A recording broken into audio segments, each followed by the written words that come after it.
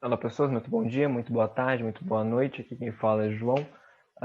Nós falamos sobre história aqui no projeto e hoje, de maneira específica, falaremos sobre a história do 1º de maio. Uh, Melhor dizendo, né, as origens históricas do 1º de maio, do feriado do 1º de maio, da celebração do 1º de maio, das lutas do 1º de maio, né, e sua construção enquanto uma tradição. Já entro nesse segundo ponto.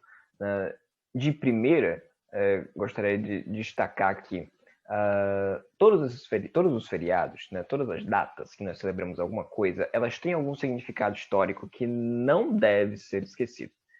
Em muitos casos, elas são representativas de lutas essas que levaram a muitas mortes, que fizeram ali uma base para que a situação de vida de determinados setores da sociedade fosse pelo menos um pouco melhor hoje do que foi um dia, do que foi em dado momento do passado. E o 1º de maio é um dos grandes exemplos disso. Né? Em geral, tem que se lembrar dele só como uma data.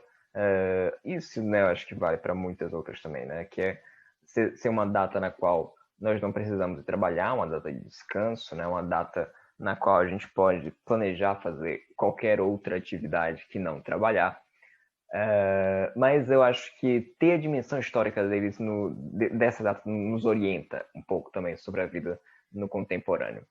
Para não me alongar muito aqui, falando diretamente sobre as origens históricas, né, do que vai embasar a construção, ou melhor, do que vai embasar a resolução que colocará o 1º de maio enquanto uma data com um significado específico, significado esse conectado com as causas trabalhistas, conectados com as lutas dos trabalhadores e trabalhadoras, né? Quais eventos embasam isso? Pois bem, no ano de 1886, nos Estados Unidos, mais especificamente em Chicago, organizações sindicais, né, após luta na qual não obtiveram sucesso pelo estabelecimento da jornada de trabalho de 8 horas, partem então para as vias da greve. Né? Acorda-se que no dia 1º de maio de 1886 haveria ali uma greve geral, haveria uma paralisação geral. Né? E se pergunta por que 1º de maio foi escolhido como data da greve geral. Porque nos Estados Unidos, o 1º de maio era uma data na qual se renovavam tanto contratos de trabalho quanto contratos de aluguel, ou seja, duas coisas que tocam ali de maneira muito intensa no que tange a própria sobrevivência dos indivíduos, né? Moradia e fonte de renda. Então, acorda-se que essa será a data para a manifestação, para a greve, para a paralisação. Chega-se o 1º de maio, paralisa-se uma greve geral que coloca mais de 200 mil trabalhadores e trabalhadoras em greve. Essa greve ela não vai durar só um dia. Né? No terceiro dia de greve, inclusive, os grevistas em questão vão para a porta, né, de uma empresa que é a McCormick Company, que era ali uma empresa do ramo de alimentação, do ramo alimentício, para fazer ali um ato, para fazer ali um protesto. Protesto esse que acabará sofrendo uma baita de uma repressão policial. Essa repressão policial ela vai gerar uma outra manifestação, né, dessa vez organizada por grupos anarquistas, que tomarão uma praça, né, a Praça Haymarket, para então fazer um ato protestando contra a repressão que ocorreu no dia anterior. E aí que vem a coisa que é interessante, né? Essa manifestação em si, ela não aparentava que viria a gerar nada de muito violento, né? As forças policiais foram chamadas para possíveis contenções, mas nada estava acontecendo de fato. Dado o momento em que a manifestação parecia estar se desfazendo, uma bomba explode do lado dos policiais. E aí, né, quem mora no Brasil, quem acompanha os noticiários, estou falando isso aqui no dia 12 de maio, né, poucos dias após a tragédia que foi Jacarezinho recentemente, né, chacina basicamente. quem mora aqui conhece, morreu policial, é justificativa padecer, não sei se pode xingar aqui, né? Para descer a selvageria, né? Sobre o pessoal, né? Todo mundo vira suspeito, todo mundo vira criminoso, né? E foi assim que aconteceu em 1856 nos Estados Unidos, né? Muitos serão presos, serão mortos, inclusive serão presos, condenados à morte, sem prova nenhuma de que estariam envolvidos no evento da bomba. Então, veja, inclusive mortos em 1800, condenados à morte em 1886. Isso quer dizer que eles foram enforcados, né? Eles foram enforcados em praça pública. O impacto, né, dessa tragédia, né, vai ter uma dimensão mundial. E isso vai influenciar, né, o primeiro congresso da Segunda Internacional Socialista, né, que é uma organização, né, de representantes de partidos políticos, intelectuais que defendiam a luta pela construção do socialismo, né, debatendo estratégias, enfim, por aí vai. Isso influencia, portanto, esse congresso esse que vai baixar uma resolução dizendo que no ano de 1890, 1º de maio de 1890, deveria haver um ato, né, uma paralisação, em honra à memória desses que morreram, desses que foram prejudicados, desses que lutaram pela causa operária, né? Se referindo aos chamados mártires de Chicago, os mártires de 1886. O evento histórico, né, que cria o imaginário sobre essa data é este, né? É este. Mas algumas coisas acabam suscitando uma reflexão um pouquinho mais aprofundada. E eu vou tentar não me alongar muito nisso aqui.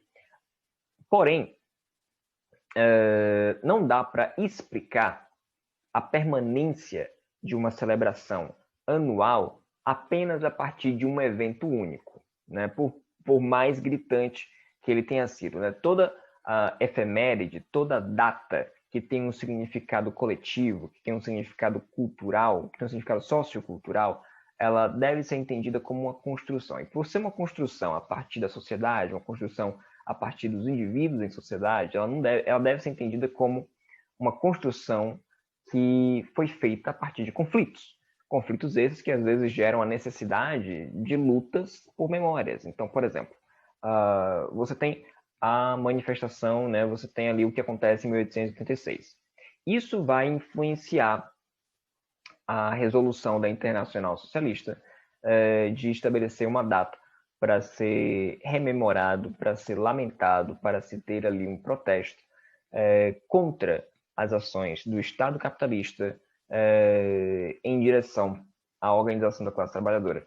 Mas ok, né, como é que é essa celebração? Ela deve ficar focada nisso? Ou melhor, ela deve ser uma celebração que deve ser anual?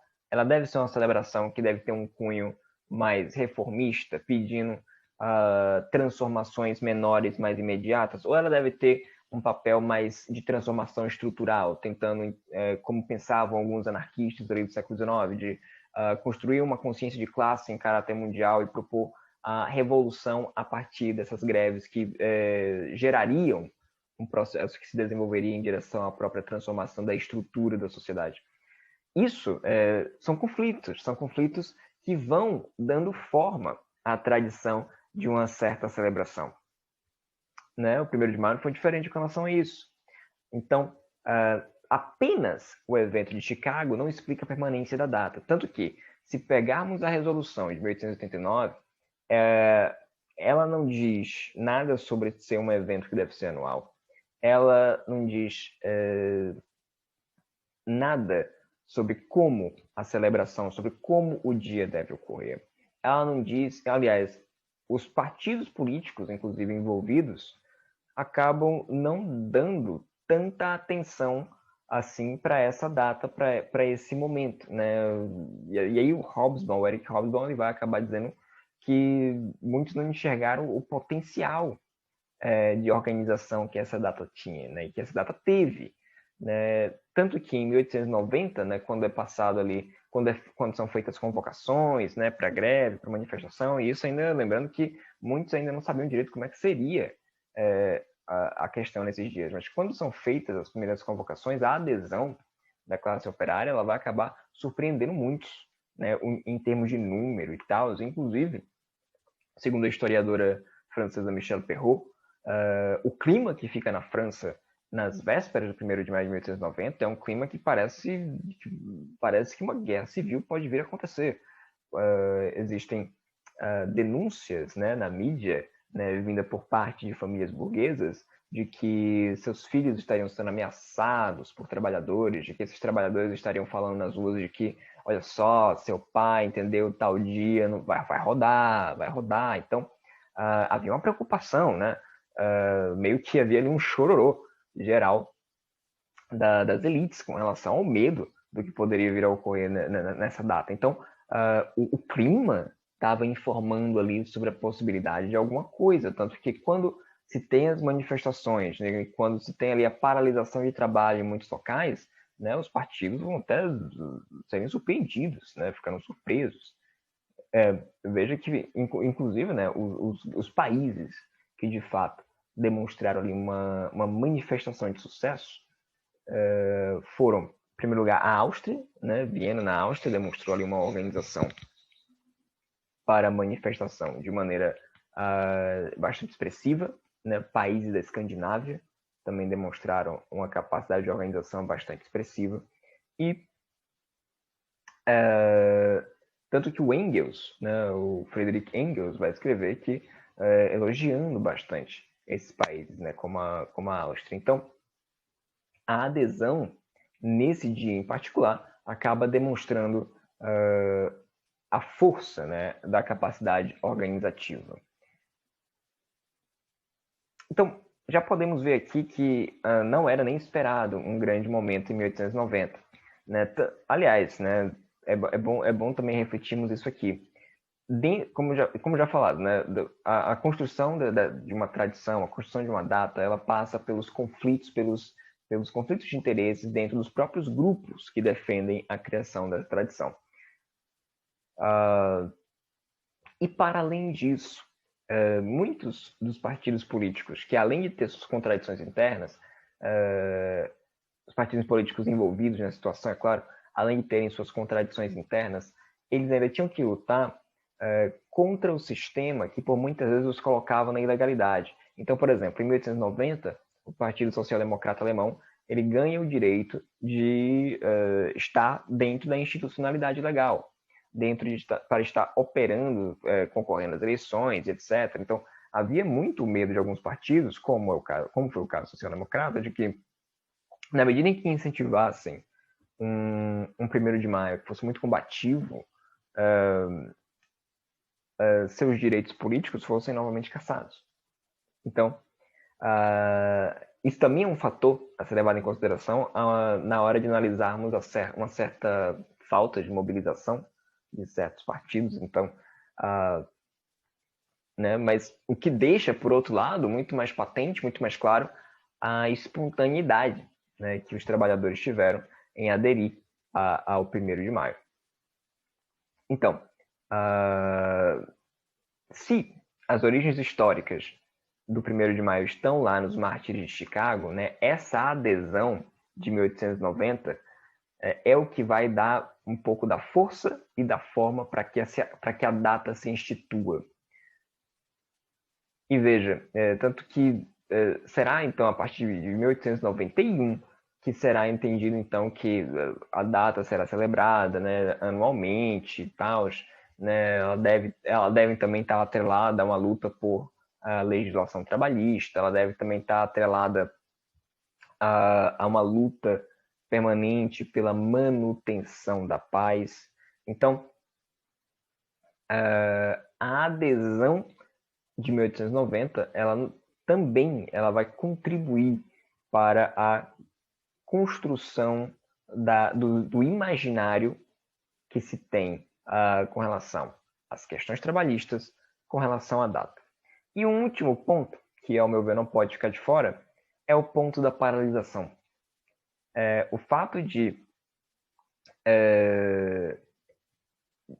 organizações de trabalhadores, né, conectados a sindicatos ou não, motivados por seus partidos ou não, terem declarado paralisação, isso é muito significativo, porque é aí que teve, de fato, o entrelaçamento e a construção de uma tradição que conectasse a identidade do trabalho com a identidade da data celebrativa, porque paralisar em um dia de trabalho era algo que demonstrava ali a real situação do sistema, né? Na medida em que o dono dos meios de produção não produz nada sozinho. Os meios de produção sozinhos também não se produzem. Então, na medida em que os trabalhadores param, fica muito patente quem tem ali na medida em que se organizem, quem tem de fato ali um poder. Tanto que, para evitar um desgaste, no caso de Áustria, por exemplo, que teve ali uma manifestação mais forte, muitos empregadores, visando ali evitar o choque e a demonstração da correlação de forças, chegavam no 1º de maio, então, ó, independente do Estado declarar que isso aqui deve acontecer, eu vou declarar logo folga pro pessoal, porque aí, entendeu, eu crio a sensação de um apaziguamento dos ânimos. Então, o ato de paralisar, ele tem uma força muito, muito interessante na construção dessa data. Então, fiquem com isso. As origens históricas, de fato, elas se encontram ali nos manifestantes de Chicago de 1886, mas a construção se dá a partir de um processo que passa pela adesão espontânea da classe operária e pela firmeza de setores terem paralisado as atividades. E paralisado as atividades não necessariamente só paralisando e abrindo mão do seu direito de pagamento naquele dia, né? Até porque uma das dúvidas também que ficava era, ok, vamos paralisar no 1º dia de maio, independente do dia que ele cair, ou a gente paralisa na primeira semana, né? E aí a gente deixa o final de semana para as manifestações, para evitar o choque das classes, né? Para evitar a luta de classes. Então, a paralisação ela teve esse sentido também. Então, os eventos de Chicago, a grande adesão a partir de 1º de maio de 1890 e o ato de paralisar são ali bases fundamentais para a construção da identidade desta data e que não deve ser desvencilhada de seu sentido e significado históricos. Fico por aqui, até um próximo vídeo. Até mais.